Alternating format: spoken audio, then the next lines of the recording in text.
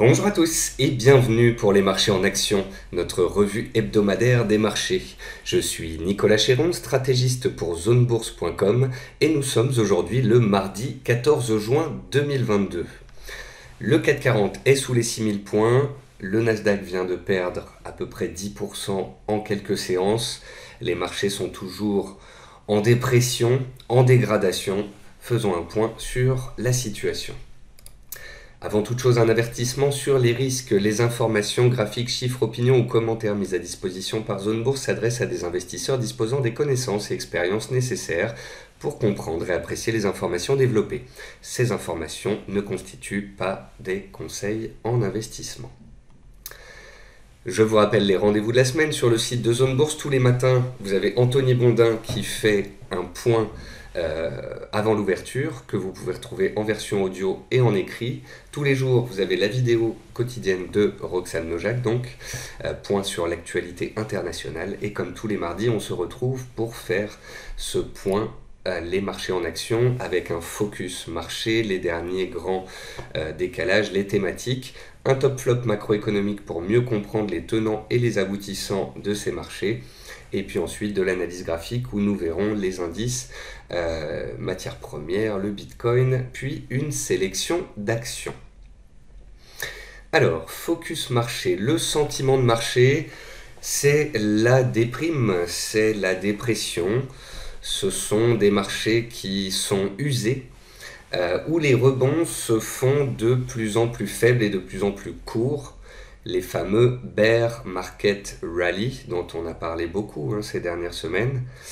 On avait donc évoqué la possibilité d'un rebond du CAC 40 de 6100 vers 6006, 6007. Ce rebond a eu lieu, mais ce rebond s'inscrit dans une dynamique baissière de moyen terme, avec des fondamentaux qui pèsent, la fameuse chape de plomb fondamentale dont je vous parle beaucoup ces dernières semaines et qui est inscrite sur mes graphiques. Cette chape de plomb, c'est quoi ? Bien, c'est tout simplement un environnement qui n'est pas très positif, avec des résultats d'entreprise qui devraient décroître, des avertissements sur résultats, des anticipations de baisse de la croissance, voire de récession dans certaines zones, une inflation élevée.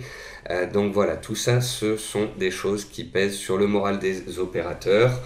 On est en train d'arriver vers l'été, on va avoir les résultats du deuxième trimestre dont on peut se douter qu'ils ne vont pas être très bons. Et c'est ce qui explique justement ce manque d'entrain des opérateurs, voire même cette sortie des opérateurs des marchés par prudence, par l'effet des stocks de protection. Tout simplement, certains investisseurs coupent, allègent leur position pour être un peu plus tranquilles en cette période mouvementée sur les taux et les indices. Les catalyseurs à l'heure actuelle, c'est donc les taux d'intérêt en Europe, aux États-Unis, qui montent très fortement, l'inflation qui est sur des records, le ralentissement économique anticipé par les opérateurs et économistes et les résultats du deuxième trimestre qui vont arriver cet été et qui devraient démontrer le ralentissement anticipé. Le problème à l'heure actuelle, c'est le fait que les taux montent, mais que les taux montent très vite. Le 10 ans américain a éclaté les 3%, il est à 3,4% actuellement. L'OAT, les obligations françaises, on est à 2,2%. Les taux se tendent très vite, alors que les opérateurs anticipent désormais 175 points de hausse de taux de la Fed d'ici septembre et 125 points de la BCE d'ici octobre. Les discours ont été sans équivoque, l'inflation est trop élevée, les banques centrales se doivent d'agir et donc les marchés anticipent des hausses de taux à répétition, ce qui booste les taux d'intérêt et ce qui fait pression sur les actifs risqués, que sont les valeurs technologiques du Nasdaq, mais aussi les indices à grande échelle et bien évidemment les crypto-monnaies qui connaissent actuellement des sorties violentes. Concernant la croissance, le FMI a révisé à la baisse ses prévisions de croissance, la Banque mondiale l'a également fait. C'est au tour de l'OCDE de baisser ses estimations de croissance mondiale 2022 de 4,5 à 3%. C'est quand même une forte révision à la baisse de ses anticipations. Selon une enquête de la BCE, pas de récession en vue cette année. Alors je prendrai cela avec des pincettes parce que vu la qualité des prévisions des banques centrales sur l'inflation, on se doute que s'ils sont aussi bons sur les chiffres de croissance, on pourrait avoir des petits accidents.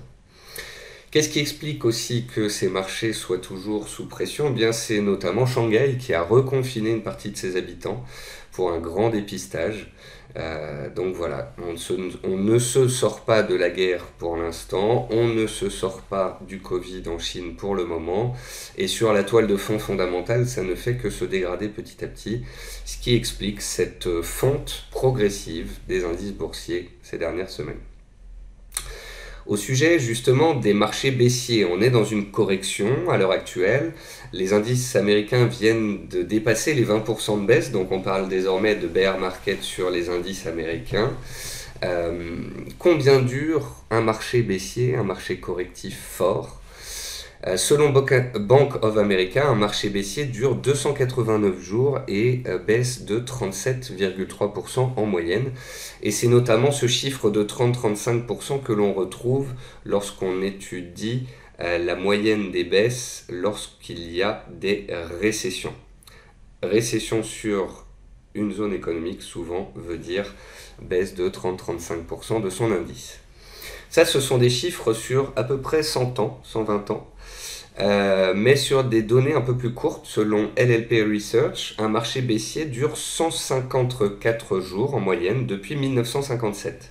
Donc en gros, quand on étudie seulement les 60 dernières années, les marchés baissiers sont plus courts, peut-être parce qu'il y a plus d'interventionnisme, et ils durent à peu près 154 jours, et là ça fait à peu près 150 jours qu'on est en baisse progressive depuis le début de l'année.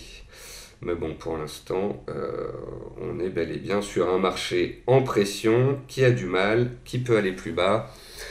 On sent bien pour le moment, en tous les cas, qu'il n'y a pas de capitulation. Donc voilà. Alors c'est aussi un marché, je dois vous le dire, qui est très peu liquide. Il y a très peu de liquidité dans les marchés, donc les marchés peuvent bouger très très vite. Ça marche dans les deux sens. Ça veut dire que des surprises baissières, des mauvaises surprises, peuvent engendrer très rapidement une baisse de 10% supplémentaire sur les indices et la fameuse capitulation que nombreux attendent, parce que capitulation signifie souvent creux de court terme. Mais la liquidité, ça marche dans l'autre sens. Si on devait apprendre qu'il y avait des avancées quelconques entre la Russie et l'Ukraine dans le conflit, ça peut aussi enflammer les poudres très rapidement. Simplement, on ne peut pas rester à l'achat totalement investi si on est en stress, en ne comptant que sur une chose, un accord entre la Russie et l'Ukraine, puisque sur ce terrain-là, ça n'avance absolument pas. Donc il convient de rester prudent tant qu'on aura comme ça des indices sous pression et qui glissent. Attendons de voir si la zone des 5800-6000 points, le bas du range de moyen terme, fait son job. Concernant les cryptos, le Bitcoin a perdu 70%, il s'approche de son record de 2017 à 20 000 $. La capitalisation totale des cryptos est passée de 3 000 milliards de dollars à 1 000 milliards de dollars. C'est un carnage sur les cryptos, à la hauteur de mouvements historiques précédents, à la hauteur de hausses précédentes. Le Bitcoin a déjà perdu entre 70 et 86% à plusieurs reprises dans son histoire. On verra cette fois-ci s'il se relève et s'il arrive à se relever, notamment sans l'aide de la Banque centrale, puisque c'est quand même l'excès de liquidité qui a engendré cette très forte appréciation du marché des cryptos. Et cette liquidité, elle n'est pas là de revenir pour le moment, puisque pour que les banques centrales puissent baisser les taux et faire du quantitative easing, il faut d'abord que l'on calme l'inflation, et c'est pas demain la veille. Donc les semaines, les mois qui viennent vont continuer d'être mouvementés. On passe au top flop. Ici à gauche, une enquête auprès des gérants pour leur demander s'ils entrevoient du mieux ou du moins bien dans les mois à venir. Tout le monde est pessimiste, ça c'est un fait. Après, c'est pas le même pessimisme que dans un marché baissier. Dans un marché haussier, je veux dire, où quand on a des excès de pessimisme, hop, ça remonte. Là, on est dans quelque chose d'un peu plus profond. On est vraiment dans un pessimisme exacerbé, une sorte de dépression de la part des opérateurs, un casse-tête pour les gouvernements et les banques centrales, et une déprime pour les opérateurs. En tous les cas, voilà, tout le monde s'accorde à dire que les fondamentaux sont dégradés et que l'économie devrait ralentir dans les mois à venir. Tout le monde s'accorde aussi pour dire qu'on est rentré dans une phase corrective de moyen long terme sur l'ensemble des actifs risqués. Ça avait commencé par les cryptos l'année dernière, puis par les valeurs de croissance, puis par le Nasdaq, et maintenant c'est les indices les plus solides, et notamment les indices européens aussi, qui sont dans des corrections assez importantes. Les projections de croissance annuelle du PIB pour 2022 sont revues à la baisse pour pratiquement toutes les zones économiques, à part ici l'Argentine ou la Turquie. C'est vous dire à quel point c'est des cas particuliers qui partent de très loin. Ici à droite, un graphique pour vous montrer que les profits des entreprises en bleu foncé ces dernières années ont atteint des records historiques. Le problème, c'est que généralement, lorsqu'il y a de l'inflation, les profits des entreprises ont du mal. Et vu qu'on a une inflation galopante à l'heure actuelle, ça va être compliqué. Ça va être compliqué pour la suite. L'inflation va venir gréver les résultats d'entreprise et va venir faire pression. Dans les flops, toujours, le Consumer Stress Indicator. Donc là, en fait, on regarde l'inflation, la hausse des prix, l'immobilier, les prix à la pompe. Et on voit que la pression à l'heure actuelle sur les particuliers est absolument énorme aux États-Unis. Ce qui veut dire que les particuliers vont moins consommer, ce qui veut dire qu'ils vont être un peu en dépression, en déprime, et que les résultats d'entreprise devraient en être grévés par la suite, ce qui n'augure rien de bon pour la suite. À droite, ici, vous avez cette fois-ci, on va dire, le sentiment des chefs d'entreprise, des PDG, et là aussi, sentiment dégradé, les PDG qui ne sont pas à l'achat à l'heure actuelle, alors que les actions baissent, ils ne profitent pas de cette baisse, ils sont dubitatifs, et généralement cela va aussi avec une baisse des résultats des entreprises. Les opérateurs, les macroéconomistes, les économistes s'attendent pour le T2 et le T3 à des surprises dans les résultats d'entreprise.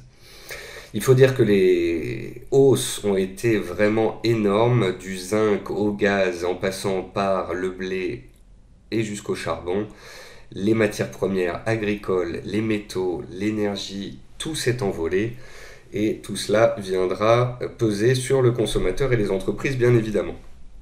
Pour l'instant, on n'a aucune récession dans aucun État américain. C'est un chiffre à surveiller de près. Pour l'instant, on ne peut pas dire que la récession soit là, mais le ralentissement, lui, a déjà commencé.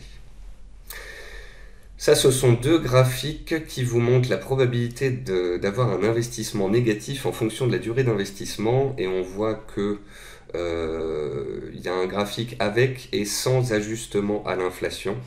Et on peut constater que plus on investit longtemps, plus un investisseur reste longtemps dans le temps, plus sa probabilité de perdre est faible, mais on notera que ses probabilités de perdre sont quand même bien moins bonnes dans des périodes d'inflation fortes comme nous connaissons actuellement. La période est difficile, et si ça peut vous rassurer, ça l'est pour tout le monde, pour les gérants, pour les pros, pour les particuliers. Il n'y a aucun endroit où se cacher. Dans ce type de marché, si vous cherchez des signaux haussiers sur certaines valeurs, gardez à l'esprit qu'il vaudra mieux surveiller des valeurs qui sont dans des consolidations horizontales et qui arrivent à en sortir alors que le marché est sous pression, que des valeurs qui sont baissières et qui s'échappent d'une dynamique baissière. Pourquoi est-ce que la deuxième configuration est moins attractive et moins forte? Eh bien, c'est parce que parfois, on peut juste s'extraire de l'oblique baissière, puis aller faire de nouveau plus bas, alors que ici à gauche, ce genre de breakout aura tendance à être plus puissant. Quand je vous disais qu'il n'y a nulle part où se cacher, c'est un carnage sur le marché, que ce soit sur le marché obligataire ou le MSCI World, on a des pertes de partout. Et c'est un début d'année qui est catastrophique pour l'ensemble de la planète financière. Et sur les cryptos, bien évidemment, qui s'en tiennent à espérer que ce beau graphique en arc-en-ciel les sauve.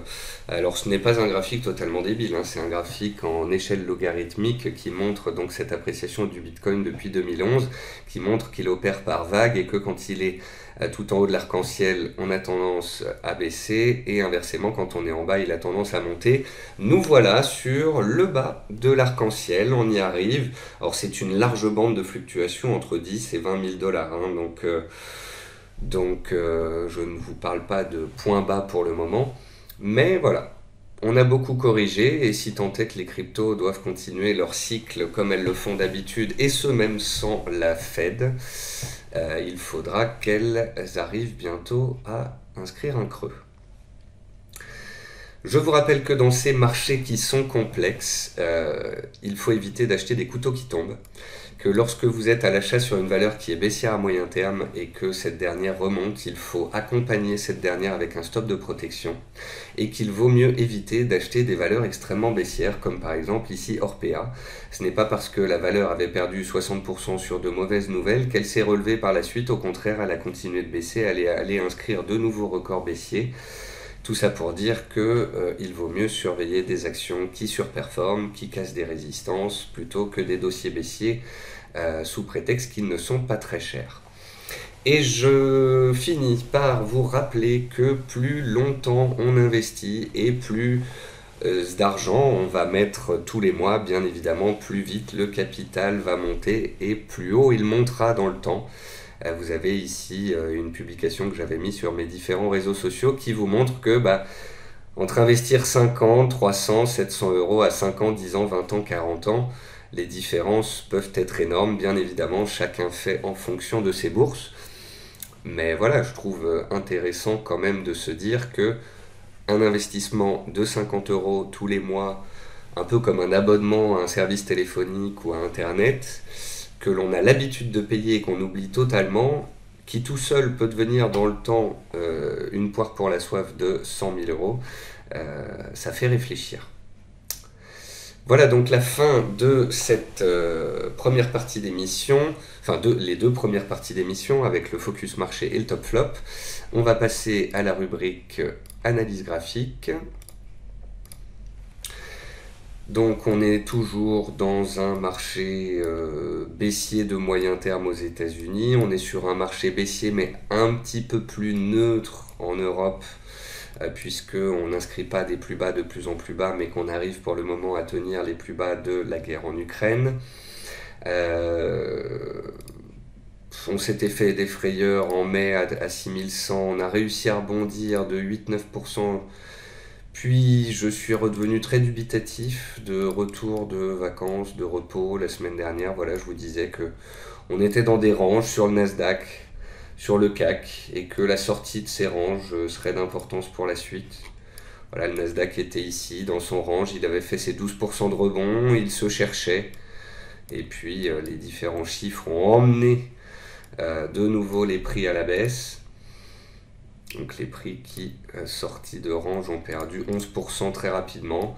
Voilà, petit à petit, les prix du marché s'ajustent aux hausses de taux, s'ajustent à la dégradation des fondamentaux.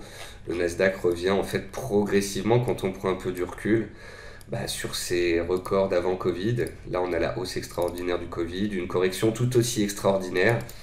Et on se dit que si les prix perdaient encore 10-15%, en fait, ils reviendraient sur leurs anciens plus hauts d'avant Covid, et que ça n'aurait rien d'extraordinaire et que ce ne serait pas la fin du monde pour autant. Alors, il y a quand même des indices qui tirent leur épingle du jeu. Regardez ici le Portugal, qui est toujours haussier, qui, malgré la guerre en Ukraine, malgré les baisses récentes, inscrivait encore la semaine dernière de nouveaux plus hauts annuels. Donc, il y a bien des pays, des indices, des valeurs qui continuent d'être soutenus, voire de monter, mais ils se font de plus en plus rares. Sur le CAC, donc, c'est la neutralité de moyen terme au mieux. Et il faut absolument que les prix réagissent entre 5008 et 6000 points sur les plus bas de la guerre en Ukraine, sous peine que l'on dérape et qu'on aille se faire peur. Alors ce qui ne serait pas forcément, encore une fois, non plus la fin du monde. Revenir en fait sur les 5007 voire 5005 en se faisant une frayeur, C'est revenir tester les plus hauts de fin 2019, début 2020, avant Covid. C'est revenir sur fin 2010, fin 2020, avant qu'il y ait le vaccin. Et ça permettrait une capitulation. Voilà. Donc en fait, si on a une absence de mauvaises nouvelles à partir de maintenant et qu'on part du principe que tout est pricé niveau taux, ça pourrait réagir dans la zone actuelle. Alors, soit des cours actuels, soit en allant se faire une frayeur un cran en dessous. Puis on reste dans le range. Option 2, l'absence de mauvaises nouvelles ne suffit pas, les mauvaises nouvelles sont là, et puis l'été est un terrain propice à un éventuel dérapage, auquel cas on irait se faire peur dans de nouvelles contrées. Le VIX est élevé, la volatilité est forte, la liquidité des marchés est faible, on peut très vite aller dans tous les sens. C'est un marché qui est scabreux, dangereux, dans lequel je préfère désormais être beaucoup plus prudent. Il y avait un rebond intéressant à jouer avec la guerre en Ukraine, on a eu un rebond de 19%, il y a eu un rebond et une zone à mettre à profit au mois de mai où on a eu un rebond de 9%. Ces rebonds ont été mis à profit, peut-être que certains d'entre vous auront fait des gains dans ces rebonds, peut-être que certains d'entre vous auront profité pour alléger leur portefeuille avant l'été, pour être un petit peu plus tranquille, pour remonter leur stock de protection, auquel cas ils ont peut-être pris des stocks dans la baisse récente, mais ça leur permet ainsi d'alléger leur portefeuille et de dormir un peu plus tranquille le soir. Concernant les métaux, tant que le dollar reste aussi fort, l'or est coincé. L'or qui en fait n'a pas bougé depuis 1 an et demi. Il y a eu une hausse avec l'Ukraine, il y a eu une rechute avec le dollar qui explose ces dernières semaines. Donc pour l'instant, c'est un peu un chou blanc sur l'or, mais bon, on va pas non plus s'en plaindre. Un détenteur d'or qui est dedans depuis le 1er janvier, il est à 0 sur sa position en or. Et dans un marché où l'obligataire a chuté, les actions ont chuté, le Bitcoin a perdu 70%, faire 0 sur sa poche or, c'est déjà pas mal. Sur l'argent, c'est un peu plus bas, c'est un peu plus faible. Et j'écarte pas le fait qu'il aille faire un tour à 20$, mais encore une fois ici, début d'année, on était autour de 22, on est à 21, donc il perd 5%. Donc les métaux jouent quand même une sorte de protection, de diversification, puisqu'on va perdre moins sur ces derniers. Le pétrole, toujours aussi soutenu, toujours haussier, toujours une grosse épine dans le pied des marchés. Faut vraiment espérer qu'il n'y ait pas une problématique avec la Russie et qu'on ait une cassure des 130 sur le WTI vers les 150$, parce que sinon ça va vraiment être pas une épine dans le pied des marchés, mais une lance de 3 mètres de long. Pour le moment, c'est haussier, des plus bas et des plus hauts de plus en plus haut. On est aussi au-dessus, ici, des 115-116. Il faudrait retourner dessous assez violemment pour que la tendance se retourne. Et puis le Bitcoin, c'est un carnage. Et le Bitcoin est revenu sur ses anciens plus hauts de 2017, autour des 20 000$. Pour ceux qui font du très très long terme. En théorie, on regarde le Bitcoin. Hop, on regarde le Bitcoin en logarithmique. On voit que c'est haussier à très très très très long terme. Voilà. Et on voit qu'on est en train de revenir tester. Alors c'est large, hein, c'est les 20 000. Et puis en dessous, ça peut aller jusque 10 en fait. Voilà. On a essayé de passer, on a fait un double top, ça casse par le bas, c'est moche, c'est dégradé. Là aussi, on a besoin de liquidité, de la banque centrale et d'appétit pour le risque sur les marchés. Moi, je fais pas de trading sur les cryptos, je pense qu'il faut faire du DCA, c'est-à-dire des achats mensuels programmés. Et je pense que pour ceux qui ont l'expérience des crypto-monnaies, quand on commence à perdre 70%, ça devient intéressant, 80% très intéressant, etc. etc. Et voilà, les inscriptions que vous voyez ici sur le graphique, micro-dip, dip normal, dip important. Alors un dip, c'est un creux. Et worst case, moins 85%, c'est ce que j'ai écrit sur ce graphique quand on était tout là-haut, en novembre à 60 000$. Je me rappelle comme si c'était hier. On venait de faire ce double top et je disais que c'était un double top, que c'était dangereux, que ça pourrait rechuter Et je me suis fait bien taper dessus par tous les fans de crypto à ce moment-là, je m'en rappelle bien. Moi, je voulais juste prévenir que si ça passait pas, ça pourrait être pénible par la suite. Et je voulais rappeler aussi que historiquement, le Bitcoin pourrait perdre 85%, mais resterait aussi à très très long terme. Voilà. Donc pour ceux qui font du DCA, pour ceux qui font du très très long terme, en théorie, voilà, ce repli vers MM200 hebdo, vers les anciens plus hauts, est une zone d'achat hypothétique. Si on va plus bas, c'est une zone de renfort hypothétique. C'est comme ça qu'on fait du DCA. Si on n'est pas prêt à faire ça, on ne fait pas de DCA, tout simplement. Alors, toc, échelle, je reviens en linéaire et on va passer aux actions. Alors, niveau action, poum poum poum, je vous ai fait une toute petite liste. Vous aurez pu le voir, l'excès de marché, de réseau, de baisse, de déprime des opérateurs, des réseaux sociaux, etc. m'a un peu impacté ces derniers temps, donc j'ai un peu moins la patate que d'habitude. Et puis je trouve beaucoup moins d'idées là, de choses à vous montrer. Et je préfère vous le dire, voilà, les marchés sont scabreux, ils sont dangereux, ils sont glissants, faut pas se forcer, faut pas être surinvesti, faut pas mal dormir la nuit. Et je vois pas beaucoup d'actions intéressantes. Donc j'ai pris 15 actions, de la française, de la petite, de la grosse, de l'international, pour vous montrer quelques cas pratiques, quelques données éducatives peut-être, ou quelques zones à surveiller. Sans avoir de, comment dire, sans avoir d'impression que là, à court terme, il y a beaucoup d'opportunités. Je vois pas d'opportunité de breakout haussier, je vois pas encore de retour sur support moyen terme d'importance suffisant pour être intéressant. Donc voilà, faut pas forcer, faut pas forcer. Alors, je vais donc commencer par Quadient. Quadient, alors ce qui m'intéresse dans certains de ces titres-là, c'est qu'alors que le marché est baissier depuis 2-3 mois, elle a réussi à tirer son épingle du jeu. Bien évidemment, quand depuis une semaine le CAC 40 se casse littéralement la figure, elle est impactée également. Mais voilà, on note qu'il y a un regain d'intérêt et que lorsque elle est revenue ici entre 15 et 17, ça a intéressé les opérateurs. On voit aussi qu'elle était sous le joug d'une oblique baissière qu'on a cassée. Et nous sommes peut-être en fait dans un pullback, un retour vers une zone cassée pour mieux la tester. Alors ça peut être une zone horizontale, ça peut être un peu plus profond si les marchés se tanguent, ça peut être un retour sur cette oblique. En gros, c'est une zone comprise entre 17 et 18 euros. Il va falloir voir si on s'arrête à 18, 17,50 ou même 17. Et si ça relance par la suite. Si c'est le cas, ça veut dire que on avait une dynamique baissière avant, on l'a cassée, on a fait le pullback et on tente de redémarrer.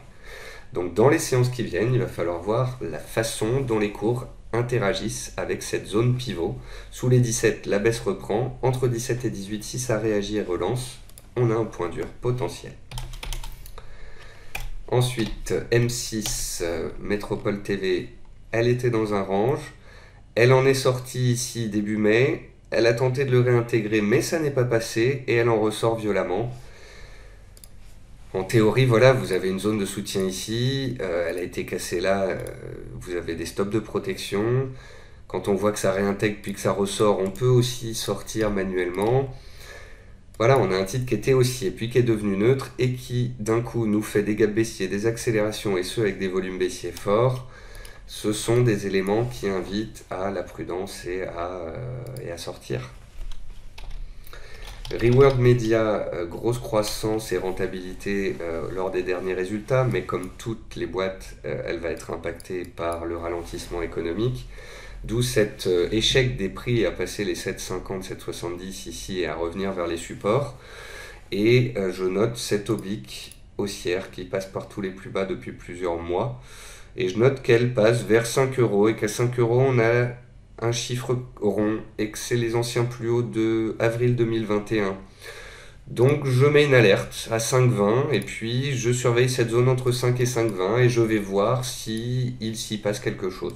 Si on y va d'une part et s'il s'y passe quelque chose d'autre part. Katana, elle a essayé. Elle a tenté de tenir. Elle a même fait un truc complètement fou au mois de mars, c'est qu'elle est repartie à la hausse envers et contre tout, alors même que le CAC tanguait, et elle a inscrit un nouveau record annuel. Mais par la suite, elle nous a quand même prévenu, ici avec un double top, un avalement baissier avec volume. Elle revient sur son oblique ici, elle a tenté de tenir une fois, deux fois, trois fois, mais ça n'est jamais passé. Et puis ça a fini par casser. Donc là aussi, on ne peut pas sortir forcément en haut, ce n'est pas simple, mais il y a quand même un moment pour se rendre compte que elle n'y arrive plus, elle perd de sa superbe, elle bute sous résistance, elle casse son oblique haussière. Voilà, c'est même les beaux titres finissent par céder sous le poids des prises de bénéfices parce que Katana fait partie des rares titres qui depuis le début de l'année étaient encore en hausse. Et donc certains opérateurs avaient des gains dessus qu'ils pouvaient encore prendre. Et on est dans une période actuelle où bien le peu de gains qu'on peut encaisser à droite ou à gauche, eh bien les opérateurs le font pour être un petit peu plus libres. Elior, elle s'est fait exploser la tronche avec des volumes historiques. Malgré les spéculations autour peut-être d'une prise de participation de Derichebourg, du fait qu'ils montent plus au capital ou qu'ils les rachètent. Il y a eu de la spéculation et des volumes, mais ça n'a pas passé la zone des 3,40, puis on a cassé les plus bas annuels par la suite. Alors là, c'est un peu, comment dire, avec des pincettes, c'est un peu tricky. C'est-à-dire qu'on a cassé les plus bas, on a cassé le plus bas annuel ici à 2,38, mais on est juste dessous.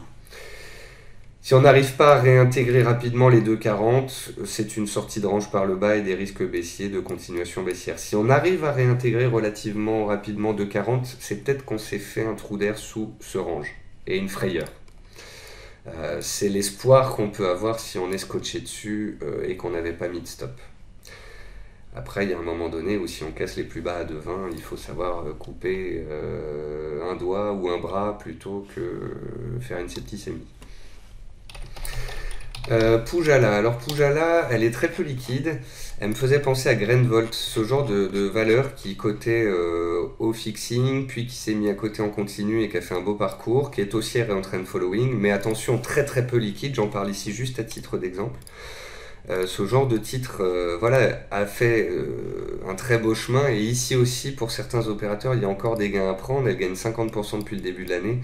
Ça explique qu'avec le manque de liquidité et le fait qu'elle ait fait un beau parcours, elle soit sous pression.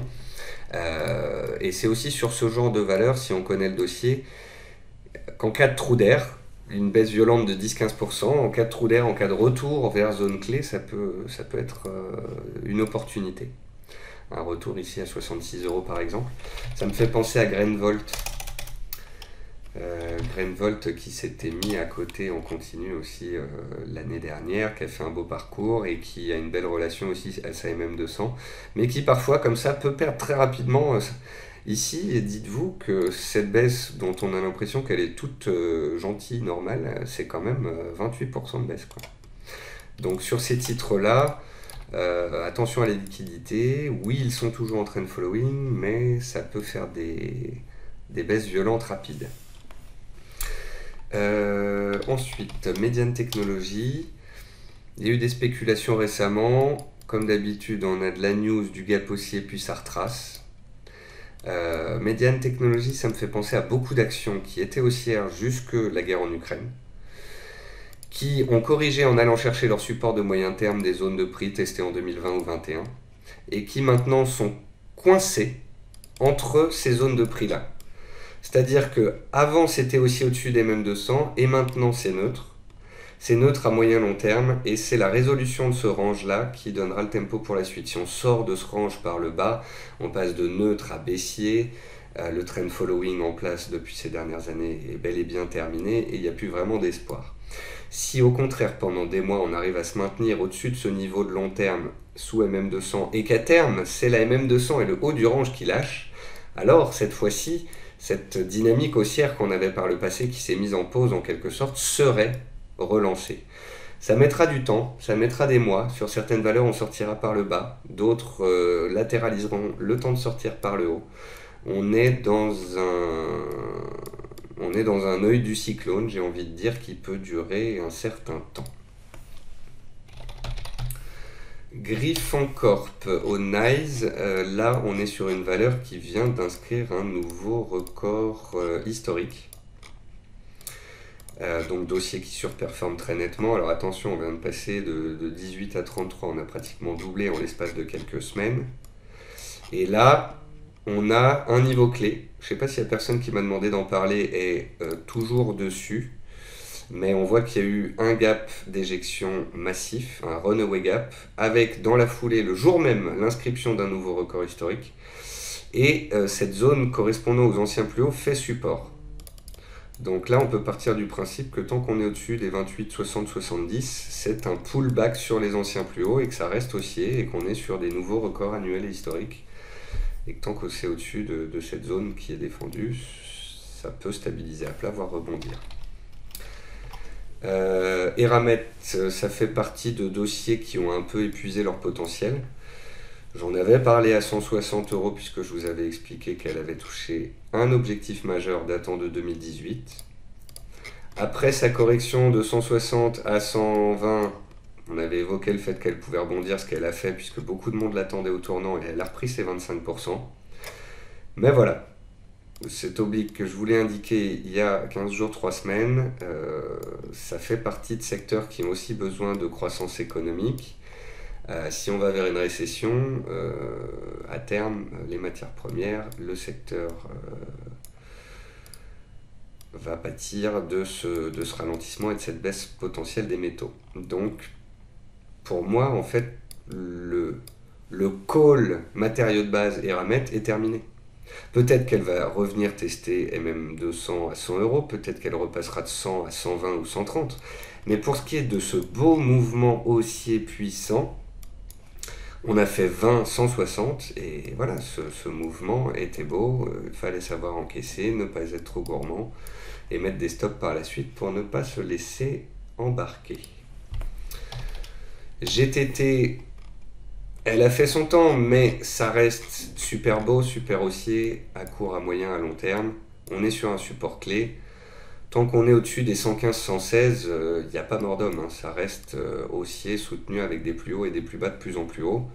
Après, si ça casse d'un coup, on a eu quand même un petit signal ici avec ce chandelier extrêmement baissier et fort que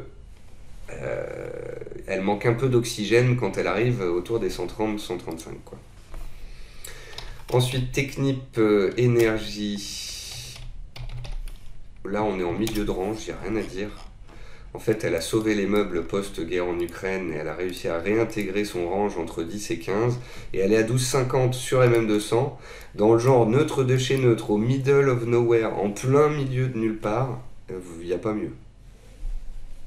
Là-dessus, est-ce que ça va monter ou baisser? Bonne chance. VK, Valorec, elle est à l'image de tout le secteur. Et des matériaux de base aussi comme Eramet.